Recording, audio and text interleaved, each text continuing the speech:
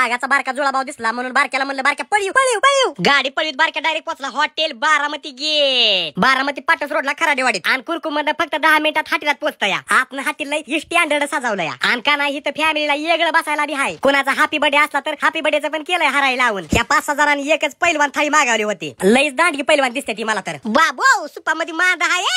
रानटी पद्धतीत वाटीनेच फरा फरा फरा सूप आणलं. तवर आली स्पेशल मटणाची 2 ताट. बाई कसलं मटण हाय. मसाला मटण आणि मटण आणि इकडं रस्सा वाटी. आज मला रजनीकांतच्या स्टाईलनी गोगल घालून जेवण करायचं पण काय ताटच दिसना. म्हणलं आपल्या काय उपयोगाचं नाही गड्या. ही मटणाच्या क्वालिटीचा नाद नाही करायचा. असलं मटण कुठंच खायला भेटणार नाही. तुम्ही जर हॉटेलात जेवाय गेला आणि तुम्हाला खराब लागलं तर पैसे माझ्याकडे घ्यायचं. ही आपली फुल गॅरंटी आहे. आणि रश्श्यामध्ये 2-4 चक्र कुसकरून हाणली. यावेळी शेंबूड हाताने न पुसता कागदाने पुसला आणि छी बाई करत कागद टाकून दिला. हे आपले सगळे फॉलोअर्स आहेत. हॉटेलात जेवताना आमची गाठ पडली. मी म्हणतोय म्हणून एकदा हॉटेलात जेवा आणि मला टेस्ट सांगा कशी ती.